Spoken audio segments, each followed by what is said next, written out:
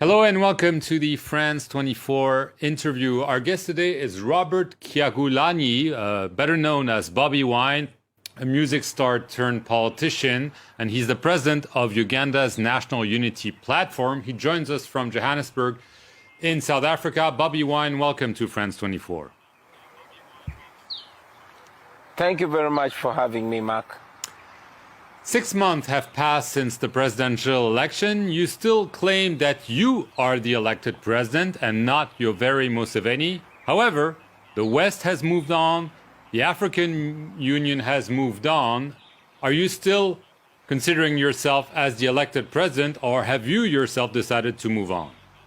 There's nothing to move on from in Uganda. Uganda is still under the tight grip of a military dictatorship under General Museveni. Like you rightly put it, we went to the polls, but we went to the polls when the internet is blacked out, when my entire campaign team is in incarceration. A few of them just got released under a month ago, while thousands of our supporters are still in illegal detention. The African Union, like you say, did not say a word. And yes, the international community, apart from a few statements, continue to be, silent about the atrocities that actually continue happening in Uganda. So you still consider yourself as the elected president of Uganda, or are you now saying, okay, let's look at the future, what we can do to change the situation in your country? I am definitely the elected president of Uganda. But as it is, the junta that took over our country with force of arms in 1986 is still under control of our country unconstitutionally. Of course, we have to continue fighting to ensure that the will of the people of Uganda is asserted. Mr. Museveni, whom I interviewed last week, said he was never scared of your challenge, despite the fact that you seem to worry his regime. Do you think he was scared of you? I must say that General Museveni is scared not just of me, but of the generation, of the thousands and thousands of Ugandans that are yearning for change, and not only yearning for change silently, but are up to demand for what's rightfully theirs. He is scared because he has kept people ignorant for a long time until when our generation woke up all at once. We must remember that Uganda is a country that has over 80% of citizens that have never seen another president, because General Museveni has been president for 35 years. So, yes, he is scared of our generation, and rightly so. He did say in the interview with me last week that he was open to dialogue with you as with the entire opposition. What is your response to this open hand? Well, General Museveni is being the hypocrite that he has always been. We must remember that he is the same person that has been woodwinking people with dialogue. It should be remembered right from the 80s in Nairobi. But again, to show the world that he does not believe in dialogue, his approach to dialogue has been either coercion or co-optation, but not real dialogue. We cannot talk about dialogue when the people are still being abducted. We cannot talk about dialogue when we don't have any rights to express ourselves. We cannot talk about dialogue when we are not free. It's only free people that discuss, not when one is being under coercion and the other is asking for dialogue.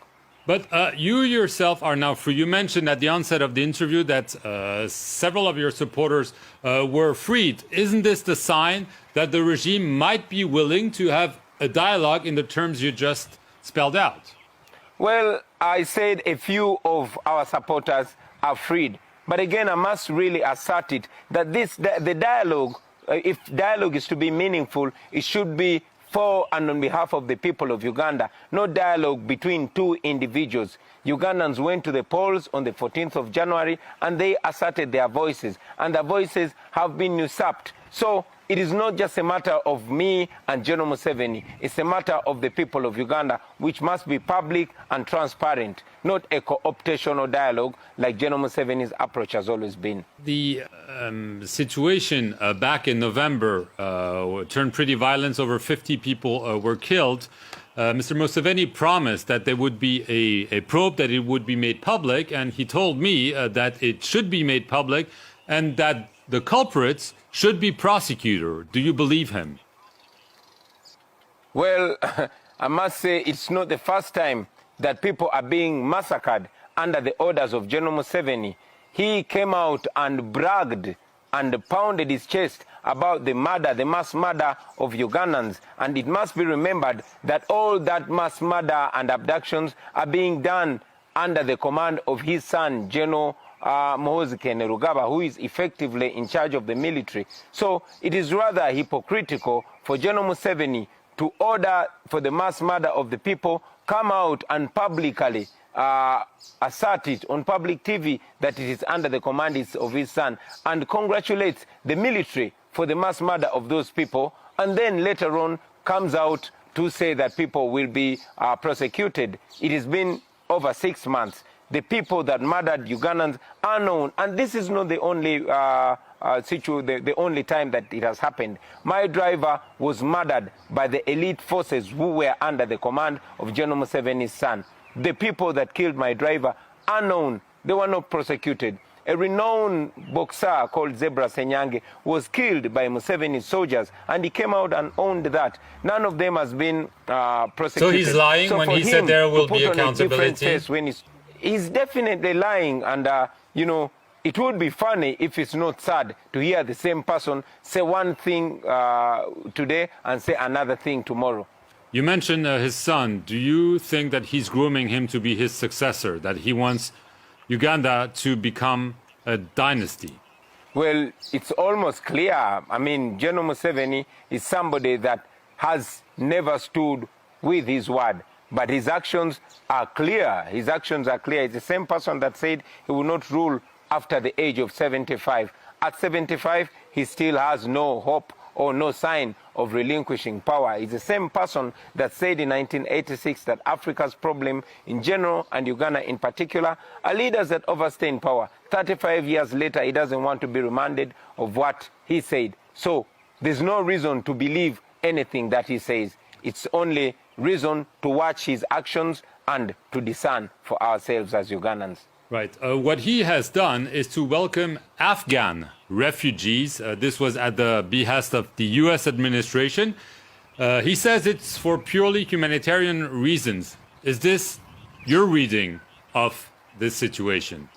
Well, while it is our culture in Uganda to be humanitarian and to welcome refugees way back in our history, I must say this is clearly for political reasons. Why? Because we have Ugandans in their hundreds that are stuck in Afghanistan. There has not been any policy of repatriating them back home or even considering them. And not only that, Ugandans have been stuck in various countries during the start of the COVID-19 pandemic, and they've not been thought about.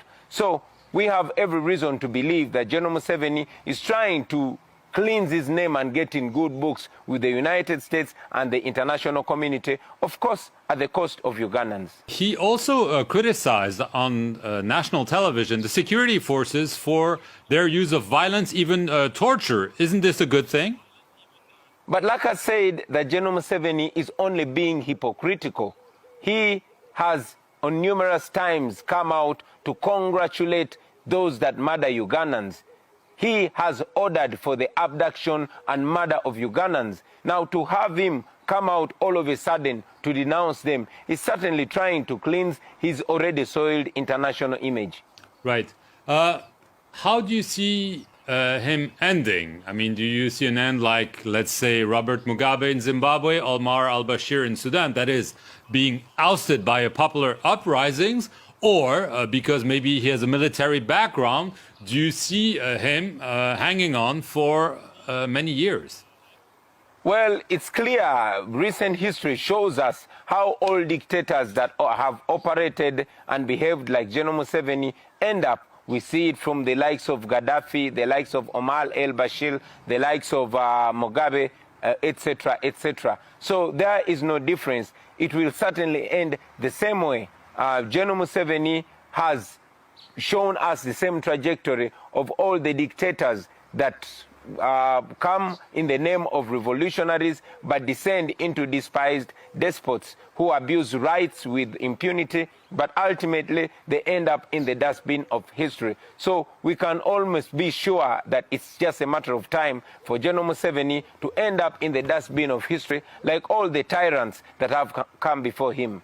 Right. So this begs the question. You tried the ballot box. You claim that it was a fraudulent election. Are you advocating now a popular uprising to unseat President Museveni because you believe this is the only avenue to push him out? I advocate for every legal, every constitutional, and every moral option, especially if it's non-violent, to get rid of a dictatorship in Uganda and everywhere in the world. It has been done in many other African countries, and it certainly can and will be done in Uganda. We have said it before and we say it again, that now it is in the interest and indeed the responsibility of the people of Uganda to rise to the occasion and liberate themselves, because there is nothing anymore to be expected from a tyrant like Museveni other than constant abuse of the constitution, constant abuse of human rights. It should be remembered that just like Alpha Conde, just like many other dictators all over the world, General Museveni has changed the constitution multiple times in order to facilitate his continued stay in power. But like I said, it always ends up in unhappy endings. So as a conclusion, you don't expect him to serve his full mandate? General Museveni has only done what other dictators do: focus on his continued hold on power, and all this comes to the detriment of the citizens of Uganda. Bobi Wine, I want to thank you very much for being our guest here on the France 24 interview. Thank you for watching it, and stay tuned for more news.